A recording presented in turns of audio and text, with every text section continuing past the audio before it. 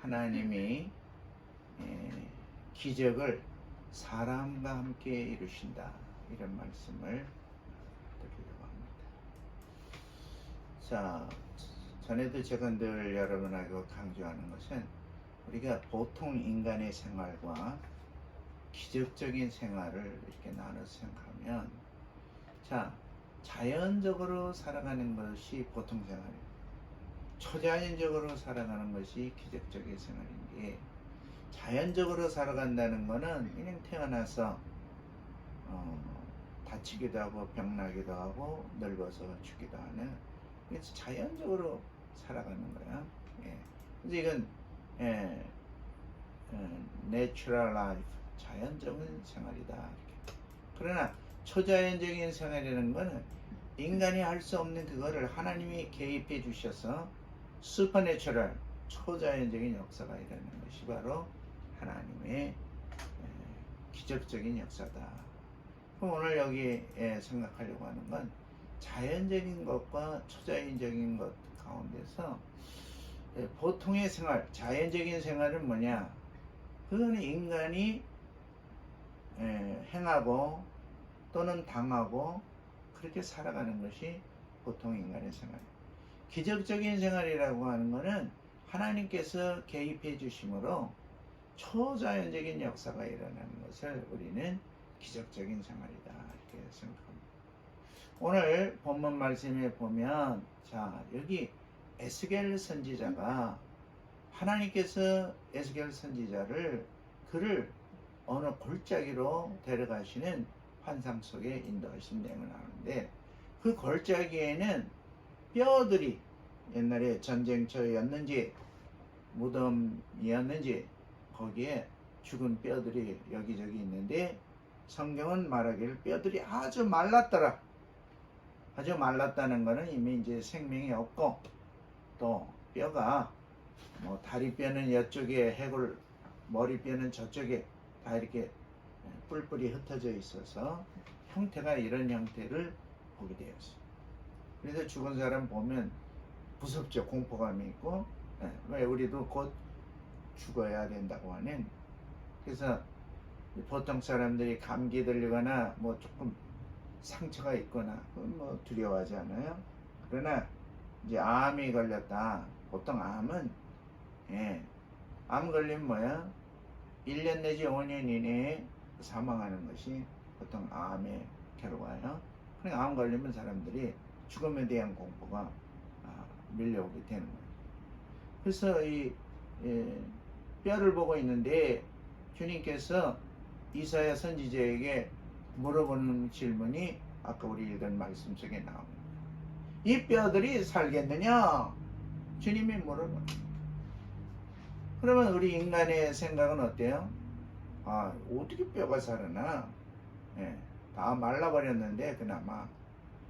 그러나 이 에스겔 선지자는 하나님은 살리실 수 있다, 또는 하나님은 가능하시다, 사람은 할 수 없지만, 그런 의미에서 대답을 하는 게 나와요.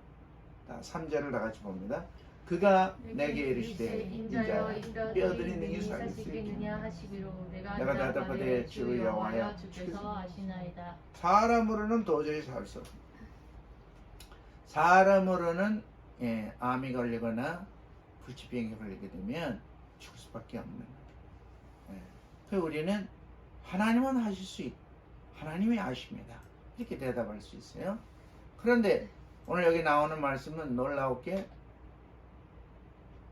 이 마른 뼈들을 향해서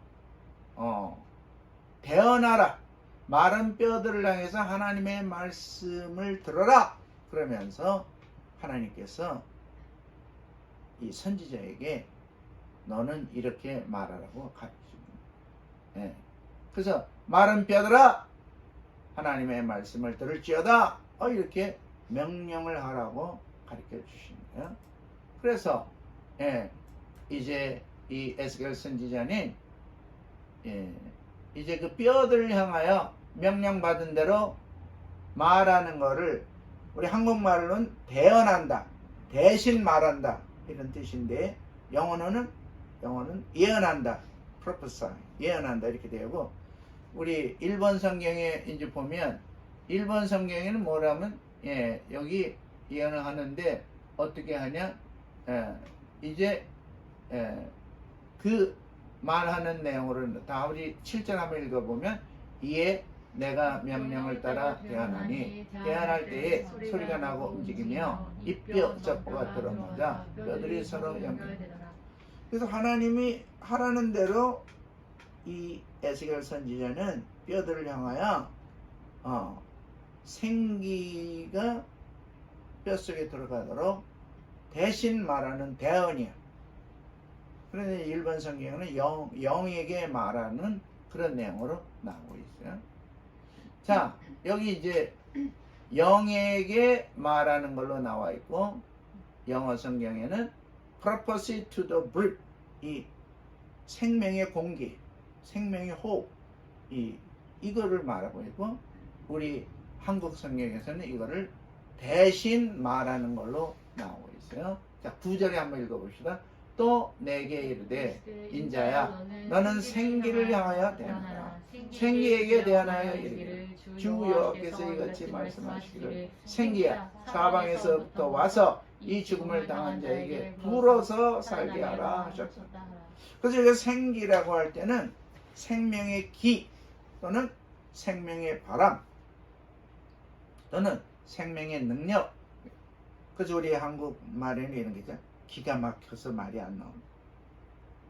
어떤 기가 막히다, 기절했다, 기가 끊어졌다는 거야. 그건 뭐야? 혼수불성으로 들어가는 게 뭐야? 기가 막히다. 이거를 기라고, 우리 한국 사람은 기라는 개념이 있어.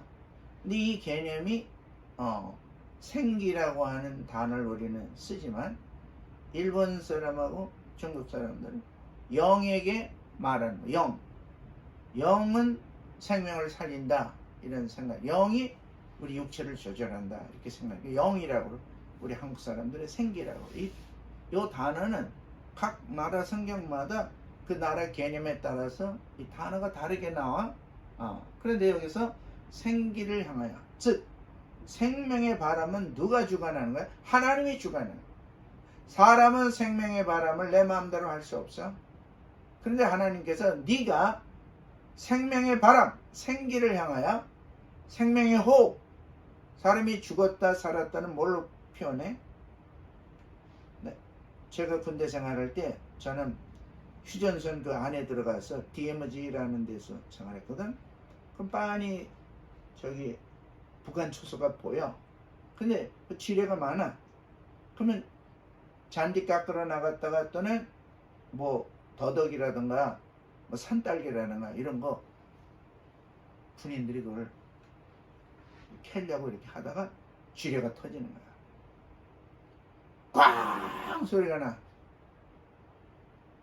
그래서 막 우리가 뛰어서 가서 확인하는 거야. 근데 막 피가 흐르고 막 여기저기 지금 9명이 그거 갔는데, 우리가 이쪽 분대에서 2명, 여기서 3명 이런 식으로 해서 보냈기 때문에 제가 분대장이고 제 부하가 8명이야. 그 8명 중에 2명이 갔거든. 그러니까 다 뛰어가서 먼저 자기 부하가 어떻게 됐는지 먼저 살피는 거야. 그래서 살필 때 다 이렇게 쓰러져 있는 건데, 뭐 팔 잘라지고 무슨 뭐 여기 피 나고 그런 거가 문제가 아니야. 딱 우리가 먼저 하는 건 뭐야?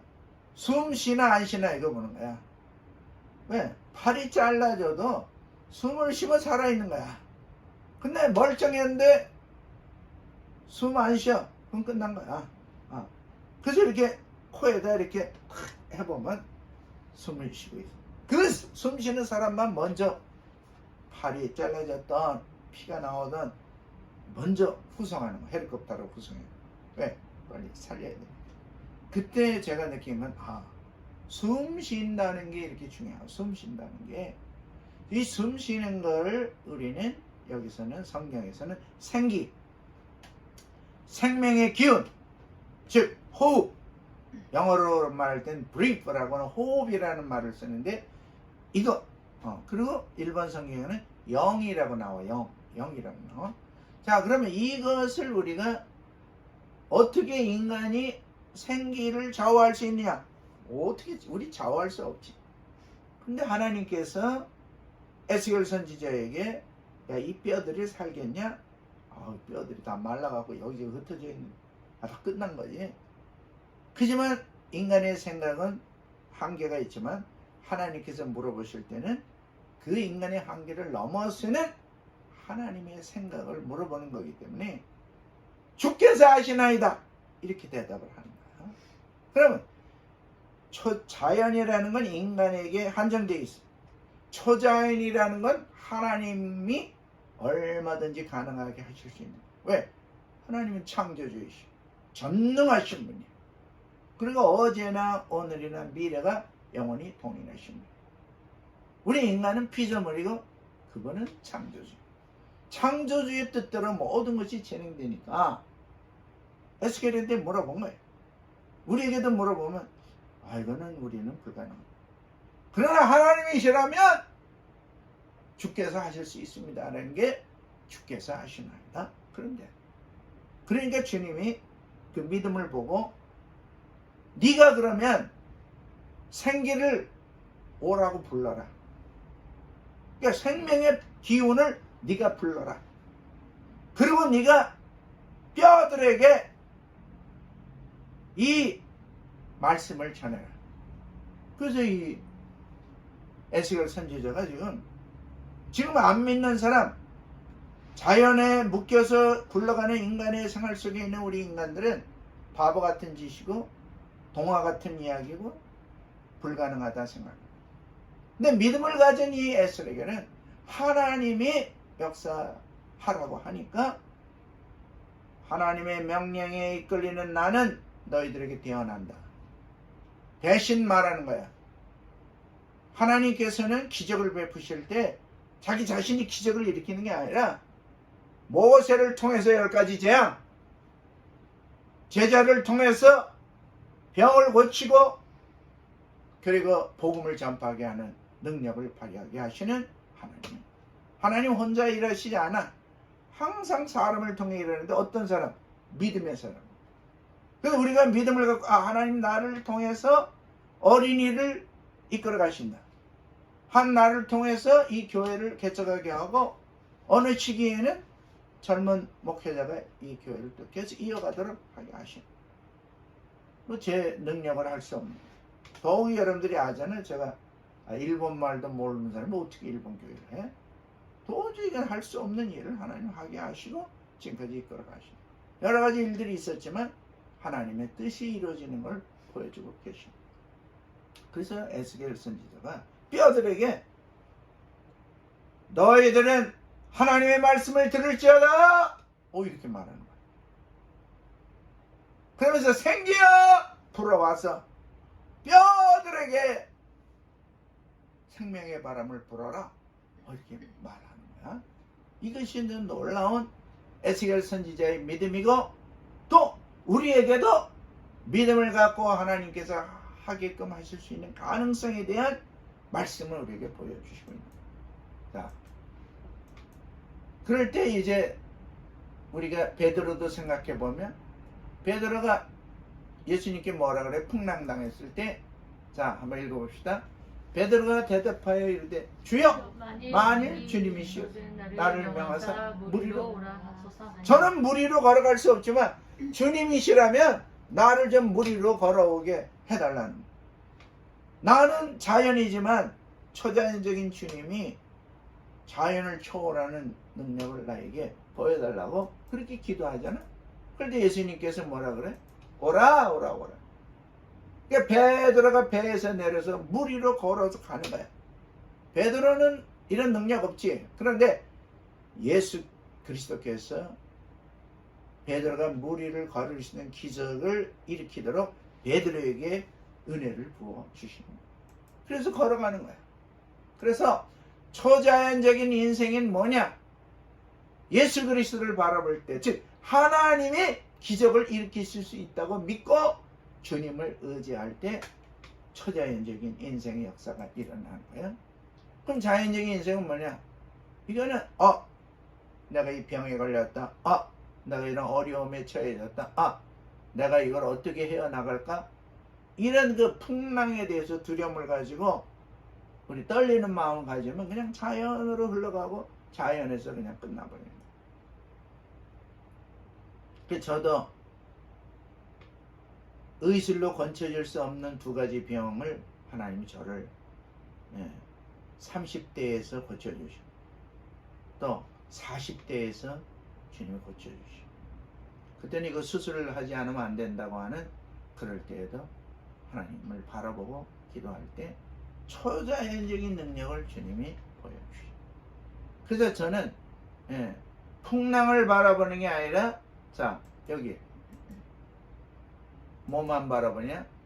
주 예수 그리스도를 바라보는 한번 읽어봅시다. 히브리 13장 8절 예수 그리스도는 어제나 오늘이나 영원토록 하나님은 옛날이나 지금이나 미래가 동일하시기 때문에 에스겔 선지자같이 모세같이 또는 엘리야나 엘리사나 또는 예수님의 제자들같이 예수 그리스도를 향하여 초자연적인 기대와 믿음을 가진 사람에게는 오늘도 동일하게 역사하십니다.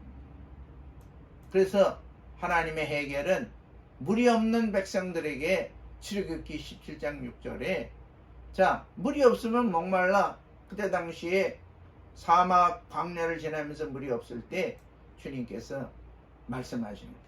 내가 호렙산에 있는 그 반석이 거기에 내 앞에 서리니 너는 그 반석을 쳐라.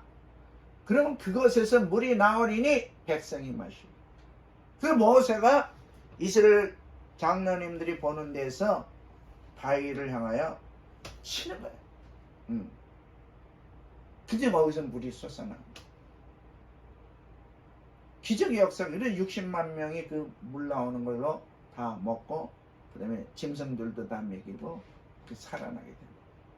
여기서도 하나님의 기적은 뭐냐면 항상 주님을 신뢰하고 믿는 믿음의 종들을 통해서 역사가 일어납니다. 그래서 믿음의 사람들에게 주님께서는 마른 뼈지만 이 마른 뼈들이 어떻게 될 것이냐? 마른 뼈에게 네가 대언하라. 대신 말해라. 그러니까 에스겔이 마른 뼈들아 하나님 말씀을 들을지어다. 마른 뼈들아 막 마른 뼈를 향하여 막 명령하는 거야. 대언하는 거야. 그 다음에 생기야 사방에서 불어와 이 뼈들에게 들어가서 생명을 불어넣어라. 막 대언하는 거야. 그랬더니 이 마른 뼈들이 큰 군대가 됐다. 큰 군대로 살아났다. 이런 말씀을 오늘 이 말씀 속에 나타내고 있습니다. 그러면 이 마지막 우리 말씀 속에 보면 죽음은 인간의 절망이야. 근데 절망으로부터 생명으로 가게 하는 하나님의 역사가 있다는 것이 오늘 이 말씀의 주제. 저는 우리 유 교수님이나 강선 선생님이나 우리 주일학교 어린이들이나 우리 모든 성도들에게 무덤을 열고 죽음을 생명으로 절망을 희망으로 나의 완전한 처절한 실패를 주님이 성공과 새로움으로 이끌어 가시는 역사가 나타나길 바라고 에스겔 37장 13절 큰 소리를 다 같이 읽어봅시다. 내 백성들아 내가 너희 무덤을 열고 너희로 거기서 나오게 한즉 너희는 내가 여호와인 줄 알리라. 아멘. 기도합니다. 살아계신 하나님, 우리 유일인 교수님, 강성원 선생님, 우리가 인간으로 살다 보면 자연적인 삶 속에 묶였기 때문에 초자연적으로 역사하려고 덤벼들고 속이는 마귀들과 죽음의 권세와 환경의 어려움 때문에 우리가 뼈가 마른 것 같이 희망도 말라버리고 우리의 목표도 말라버리고 그리고 우리가 다 죽음과 같은 상황에서 까부러져 더 이상 숨도 쉴 수 없는 상황에 다다를 때가 있습니다. 그러면 끝인 줄 알고 우리는 절망하지만 주님 믿게 기도하는 에스겔에게 하나님 나타나시죠. 그러면서 주님은 말씀하시고 그를 환상 가운데로 데려가서 골짜기 속에 뼈다구들이 마른 뼈가 널브러져 있는 걸 보게 하시고 너 이 뼈들이 살겠느냐? 사람의 생각과 관점은 살을 수 없는 거죠. 그러나 하나님은 가능하실 수 있기 때문에 주께서 하시나이다 라고 대답을 합니다. 그때 주님은 그러면 내가 이 뼈들에게 말한다. 뼈들아! 하나님 말씀을 들을지어다. 그 다음에 주의 종에게 말씀하시오. 너는 이 뼈들에게 나의 말을 대언해라. 에스겔은 대언합니다. 뼈들아! 하나님 말씀을 들을지어다. 그리고 너는 생기, 생명의 호흡, 이 생기를 향하여 네가 명령해라. 그래서 에스겔은 생기여! 사방에서 몰려와 뼈들에게 들어가 생명을 불어넣어라 라고 외칩니다. 그럴 때 뼈들에게 힘줄이 생기고 살이 차고 가죽이 덮이고 그리고 그들이 다다다다 일어나는데 큰 군대의 모습. 당시 이스라엘이 외적에게 완전히 멸망당해야 하는 그런 즈음에 하나님은 뼈다구들이라도 살려갖고 이스라엘을 살릴 수 있는 가능성을 보여주십니다. 아버지 하나님, 오늘 우리 사랑하는 선생님들 인생을 살아가면서 실망이 있고 낙심이 있고 절망이 올 수 있는 상황이 있습니다. 이럴 때 우리는 자연으로 흘러가지 말고 초자연적인 주님을 향하여 기도하게 하여 주시고 주님으로부터 오는 대언의 능력을 받아내게 하여 주시옵소서. 그리고 물리칠 걸 물리고 불러올 걸 불러오며 우리도 외치게 하여 주옵소서. 생기야 내 몸에 들어와라.